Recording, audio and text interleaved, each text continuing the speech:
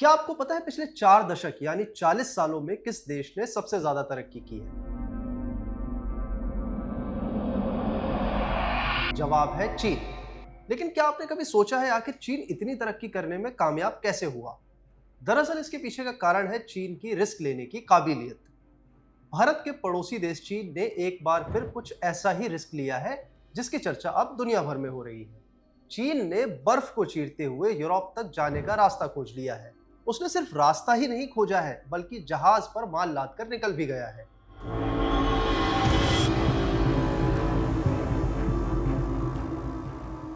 दरअसल 10 अगस्त 2026 को चीन के निंगबो पोर्ट से एक कंटेनर जहाज रवाना हुआ। इस जहाज की मंजिल है ब्रिटेन का फेलिक्सटो पोर्ट। चीनी जहाज सिर्फ 20 दिन में निंगबो पोर्ट से फेलिक्सटो पोर्ट का सफर पूरा करने वाला है।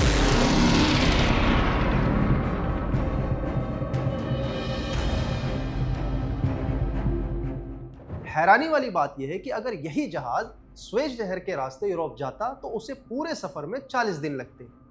यानी चीन आधा समय और आधा ईंधन खर्च करके इस नए रास्ते के जरिए यूरोप पहुंच रहा है। अब यहाँ सवाल उठता है, चीन यूरोप में माल डिलीवर करने के लिए आखिर किस सीक्रेट रास्ते का इस्तेमाल कर रहा है? आज हम इसी सवाल का जवाब जानेंगे। और हाँ, अगर आप यूपीएससी, एसएससी जैसे एग्जाम्स की तैयारी कर रहे हैं तो आपको वीडियो में नोट्स के लिए 5 जरूरी पॉइंट्स भी मिलने वाले हैं। आइए अब चीन के इस सीक्रेट समुद्री रास्ते को डिकोड करते हैं।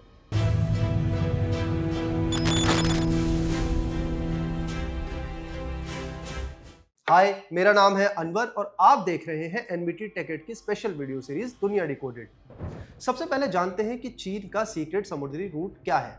दरअसल चीन आर्कटिक सी रूट, जिसे अंग्रेजी में नॉर्दर्न सी रूट कहते हैं, उसके जरिए अपना सामान यूरोप पहुंचा रहा है। नॉर्दर्न सी रूट रूस के उत्तर में स्थित समुद्री तटों के साथ साथ चलता है। ये पूरा रास्ता एशिया को यूरोप से जोड़ने का काम करता है। नॉर्दर्न सी रूट आर्कटिक महासागर से होकर गुजरता है और बेरिंग स्ट्रीट से शुरू होकर नॉर्वे तक जाता है। अब सवाल है, ये रास्ता अभी तक इस्तेमाल क्यों नहीं हो रहा था? इसका जवाब है बर्फ।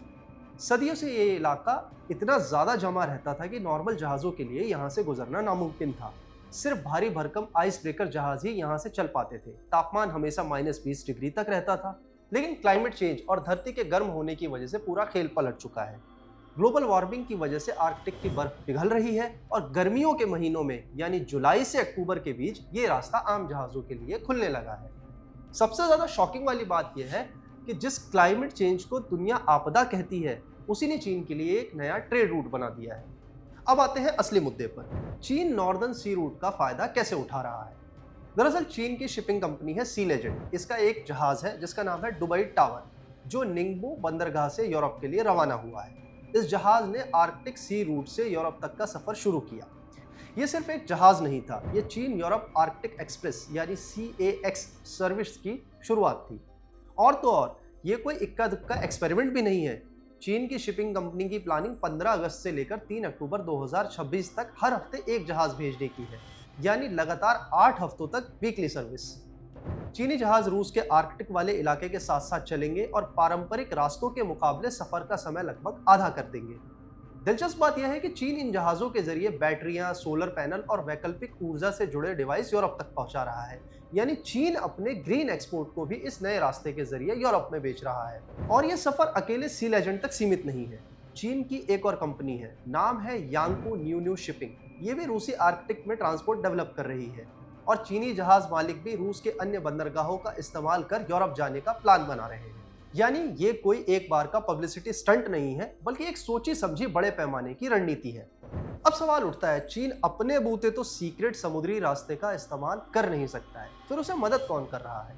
इसका जवाब है रूस। ये पूरा रास्ता रूस के जल क्षेत्र से होकर गुजरता है और रूस अपने आइस ब्रेकर जहाजों और पोर्ट इंफ्रास्ट्रक्चर के जरिए इस रास्ते को यूज करने लायक बना रहा है।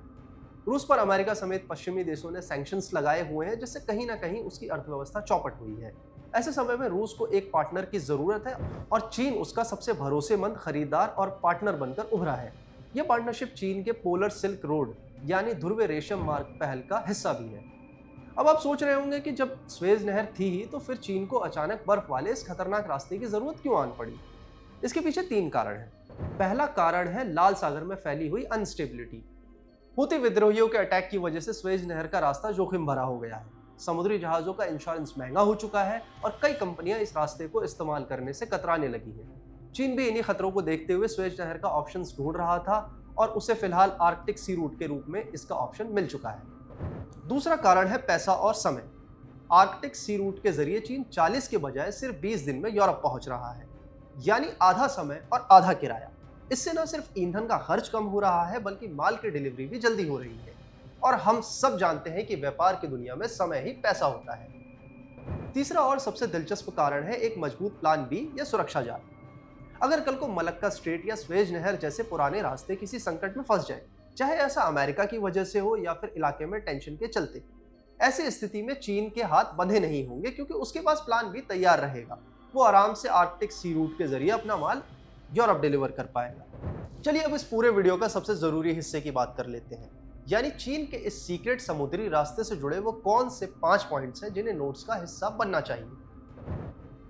सबसे पहले बात करते हैं पॉइंट नंबर 1 की, आर्कटिक सागर मार्ग या नॉर्दर्न सी रूट।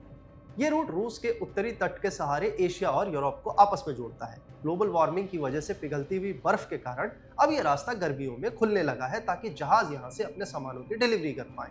चीन अब इसी रास्ते के जरिए यूरोप में सामान एक्सपोर्ट कर रहा है।